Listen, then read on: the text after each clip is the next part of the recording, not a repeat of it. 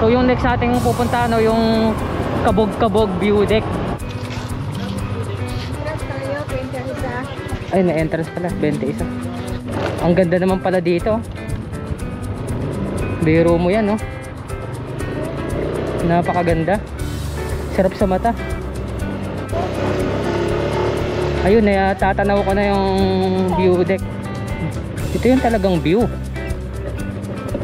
Hindi yung iba na parang may masabi lang na view deck. Tignan mo naman to, Kabog-Kabog View Deck. Ayun yung Mount Sama to.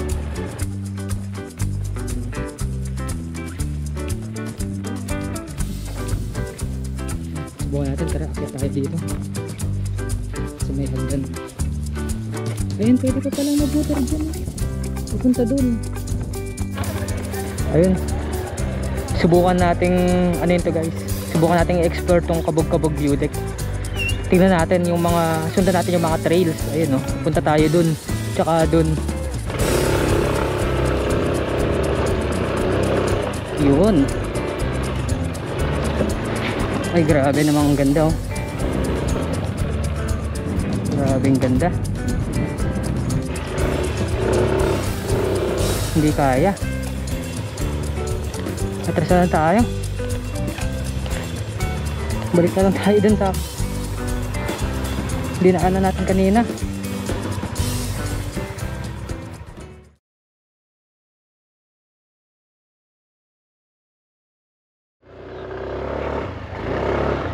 Ayun, paalis na nga tayo dito sa Mount Samat. So overall okay naman. So 50 pesos yung entrance fee. Sulit na sulit yung 50 pesos mo. Kasi napakaganda naman talaga ng istruktura, yung cross. Yung cross na istruktura. Habang tinitingnan ko yun, iniisip ko kung paano ba na itayo yun. Ang gagaling ng mga engineer na nag-construct nun. Biro mo 1966 pa na itayo yun.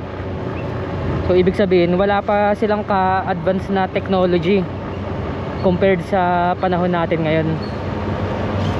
Kaya talagang nakakamangha. So ayun, paalis na nga tayo dito. Pababa lang ng pababa tong kalsada.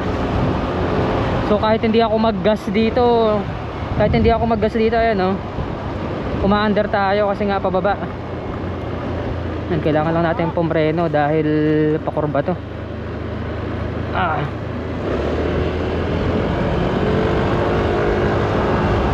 So yung next nating pupuntahan yung Kabog-Kabog View Deck. Yun yung susunod nating pupuntahan, Kabog-Kabog View Deck. So ayon sa Google Maps, 14 kilometers siya magmula dito. Sana naman maging maganda yung panahon, kasi ang pangit ng view deck kapag umuulan.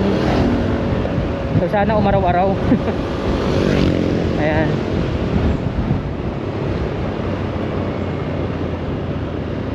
Grabe lang yung ibang mga kurbada dito, napaka-sharp, oh.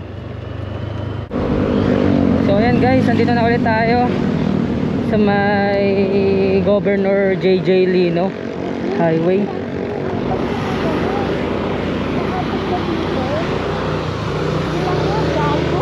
Sila pala.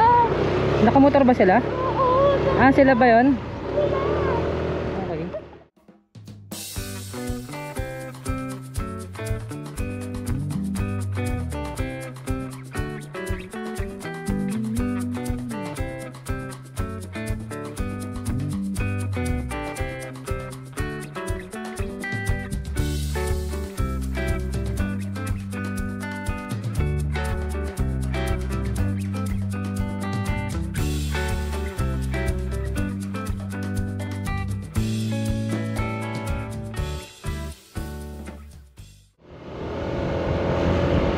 So ayun, kaya tahak natin tong maliit na kalsada na to, na hindi ganun kaganda ang daan papuntang Kabog-Kabog View Deck. Yan, may mga tindahan pa rin pala dito sa loob.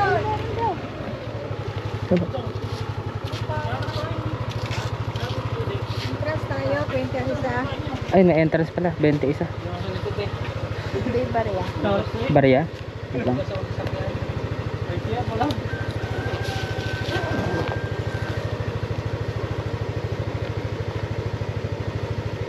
May 50 kanina, di ba? Yung sukle. Wala yung pinagbilan natin. Ate, oh. Ayun, may entrance pala dito. 20.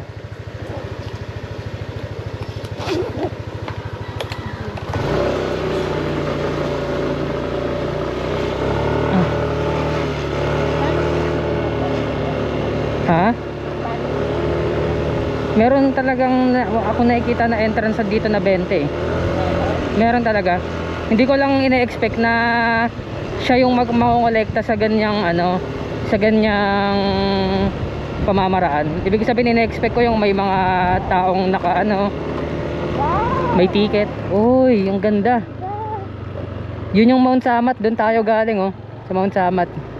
So andito na tayo ngayon papuntang Kabog-Kabog View Deck. Ang ganda naman pala dito. Biro mo yan, no? Napakaganda. Sarap sa mata. Ayun, may mga ano din, may mga baka. Ayun, may baka rin. Ganda dito.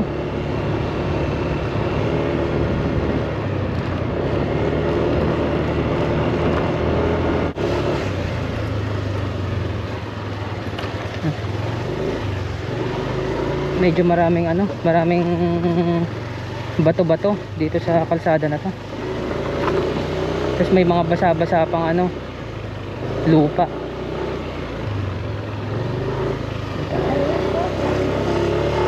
Ayun, tatanaw ko na yung view deck. Sunset. Oh, init eh.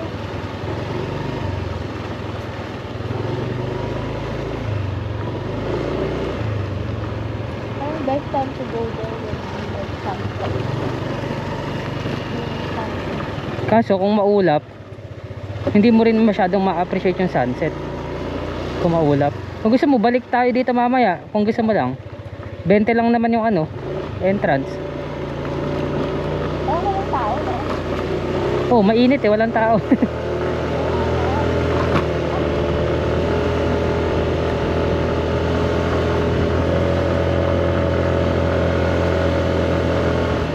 Ayan guys, ang Kabog-Kabog View Deck.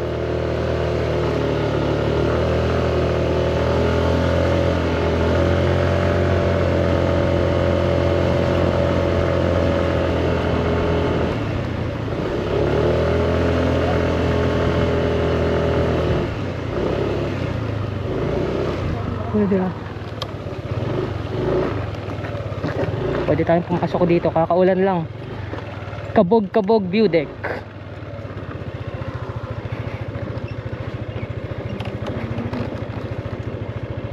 Ito yung talagang view. Hindi yung iba na parang may masabi lang na view deck. Tignan mo naman to, Kabog-Kabog View Deck. Ayun yung Mount Samat to.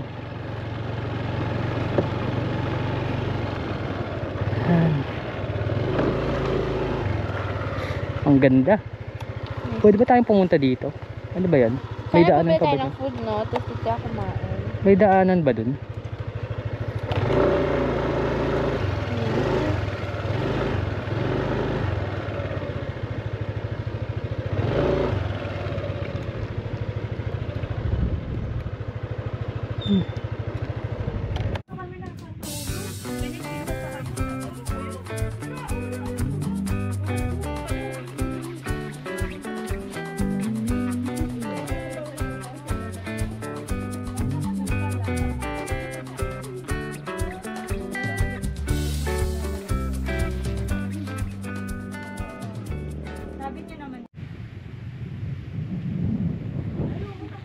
Ito guys, so maganda talaga siya. Hindi siya yung basta may masabi lang na view deck. Hindi katulad ng iba na meron lang pasyalan sa ibabaw ng mataas sa lugar, view deck agad kahit wala namang view. Ito talaga 360 degrees may view. Doon may mga bundok, kabundukan doon. Tapos dito may mga pananim, may mga alaga ring hayop. Ito, may baka dito. Tapos ito naman sa background meron ding bundok. Baka ito yung Mount Maribeles. Tapos dito sa banda dito naman, may kita natin yung pinanggalingan natin, yung Mount Samat. Ayun, nakita pa yung cross dun sa ibabaw ng Mount Samat. Talagang napakaganda ng view dito. Tapos dito sa kabila, ito naman yung mga bayan-bayan ng ano, Bataan. Yan, nandito yung ating motor. Yan. Yan. Kahit alas 12 ngayon pumunta kami kasi ang ganda ng view. Sabi nila maganda daw dito pag sunrise at sunset, pero kung maulap hindi mo kasi ma-appreciate yun kung maulap. Pero tignan namin kung makakabalik kami dito mamaya. Yung entrance fee naman dito is 20 lang naman. Yan, ito yung other side. Subukan natin, tara akyat tayo dito sa may hagdan.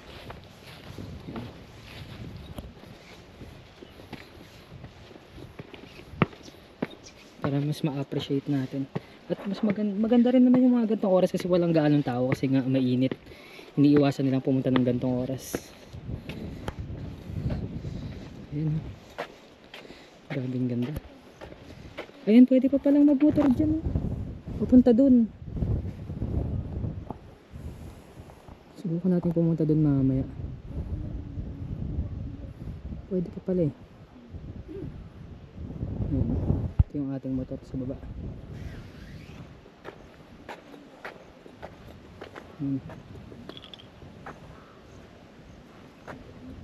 Ito yung makikita nyo dito sa view deck na to.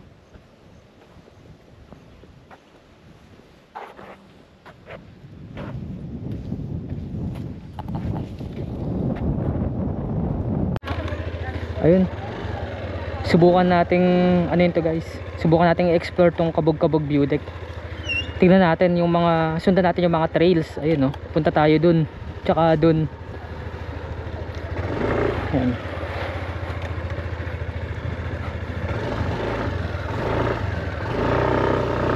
Oops, medyo madulas. Ayan, punta tayo dun guys. Unahin siguro muna natin dun sa may dulo. Kaliwa tayo dun sa may dulo.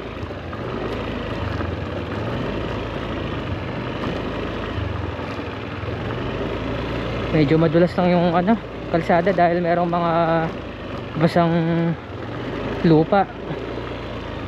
Kasi nga umuulan-ulan. Hinihila ni Bagyong Leon yung habagat na nagpapaulan dito sa Central Luzon tsaka sa Metro Manila. Yan.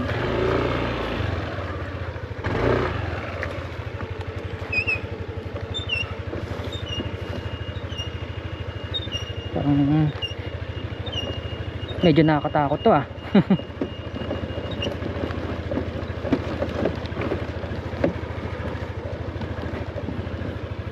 Explore natin to.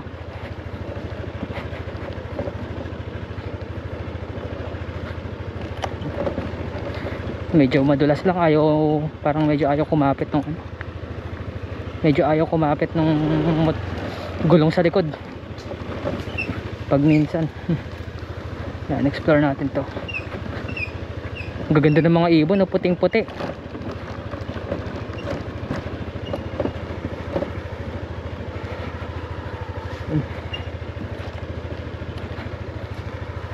Dito ba may daan? Walang daan dito. Wala pala. I mean may daan pero parang baka private property na yan. Doon na lang tayo. Tsaka parang medyo ano yung kalsada. Medyo basa. Medyo nakakatakot. So dito lang tayo. Doon na lang tayo akyat.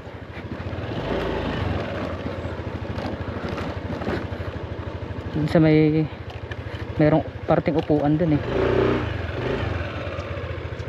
Ganun parang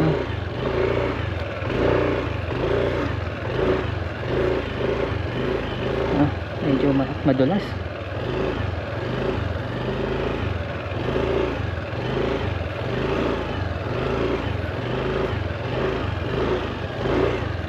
Dumudulas yung gulong ko sa likod.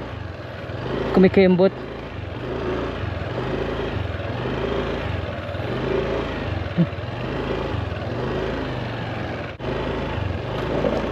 Ayan. Pataas.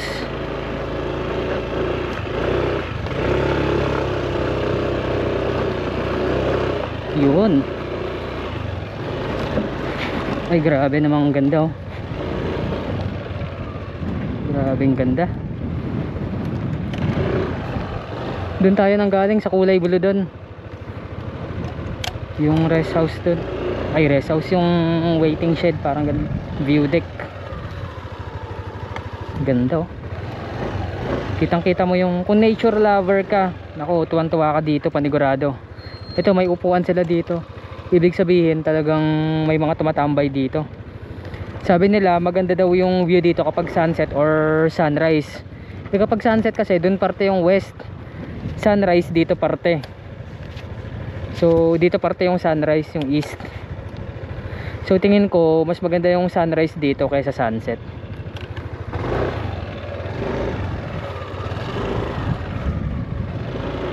Ayan, ikot tayo dito. Teka, saan ba yung ano nito? Saan ba yung daanan dito? Kita ko kasi siya kapag ano kapag nasa taas eh. Pero pag yung andito na, parang hindi ko na siya gaano makita.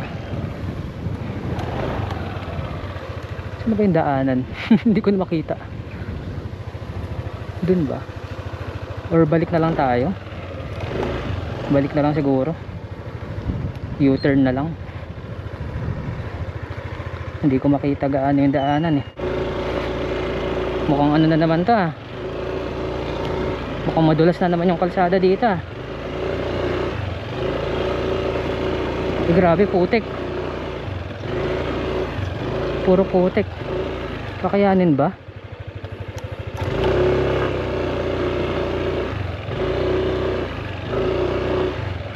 Hindi ko nakita na puro putik dito. So paano tayo aakyat? Dito sa gilid. Tingnan natin dito sa gilid. Parang mini trail to ah.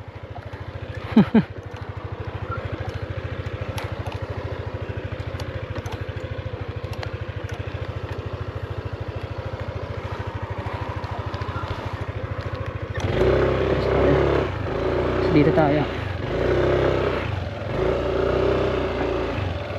Makaahon ba tayo? Makakaano ba tayo dito?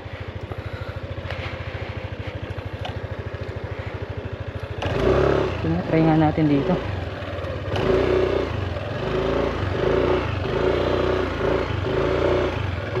Makayanin kaya?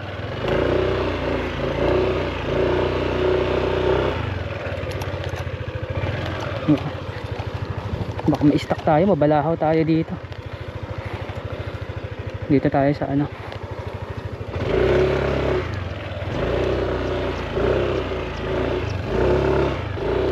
Hindi kaya. Atrasan tayo. Balik na lang tayo dun sa dinaanan natin kanina.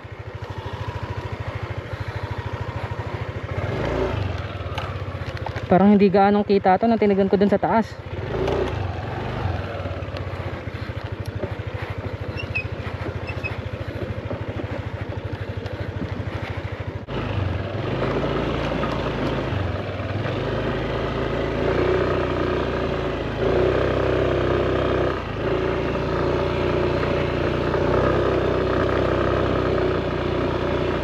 Mahirap kasi yung nadaanan natin kanina na umatras tayo. Maliit kasi ako eh.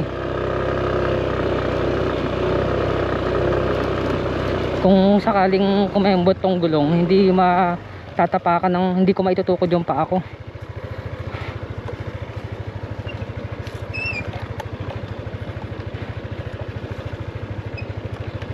Ayan, buti na nakabalik na tayo.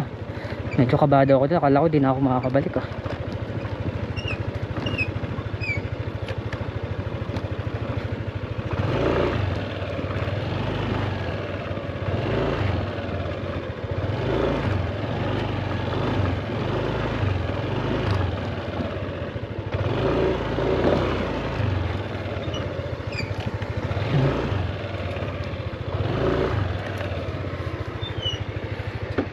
Nakabalik na rin tayo.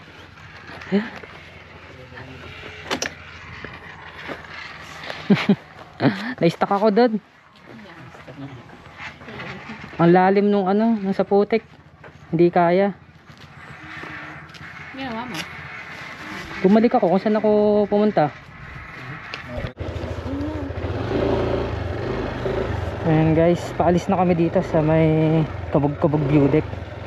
Dito sa Balanga, Bataan. So yun, siguro may isang oras din kami dito. Nagpahinga lang dun sa may ano, sa may waiting shed. Kasi sobrang init eh. Dito kasi sa atin kung hindi sobrang lakas ng bagyo, sobrang init eh. Wala yung katamtaman lang eh.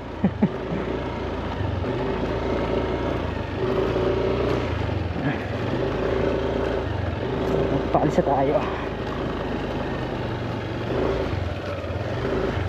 So ang pupuntahan natin na next sana is kumbaga dun sa pinanggalingan natin kanina sa Orayon, yung Padre Paseo, tama ba? Padre Paseo subdivision. So pagka dating dun sa unahan, dun sa may Governor Lino Highway, supposedly kakanan eh, pero kakaliwa kami, magmamaribeles loop kami. Yun ang gagawin namin ngayong araw. So Maribeles Loop.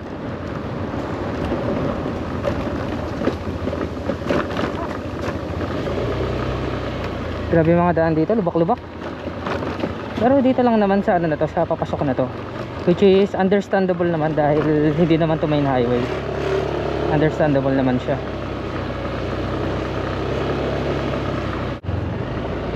May tumatawid na ano, na kabayo. Natakot sila.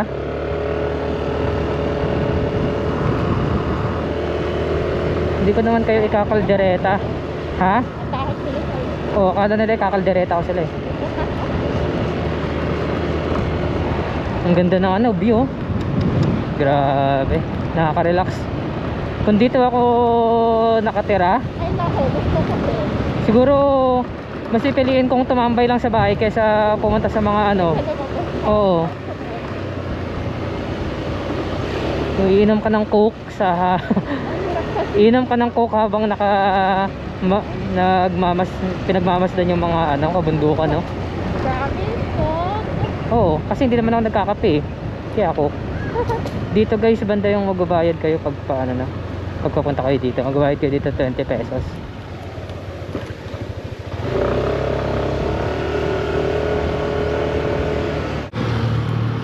So ayun guys, nandito na ulit tayo sa may Governor JJ Lino Highway. So yung papunta sa pinsan ng OBR ko is sa kanan, pero dito tayo pupunta sa may kaliwa. Dadaanan natin yung Bagak tas Maribeles. So Mount Maribeles Loop tayo kumbaga. Kaya nandito na tayo, kumaliwa tayo dito.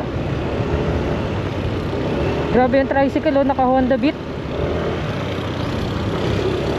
Honda Beat yung ano, yung motor.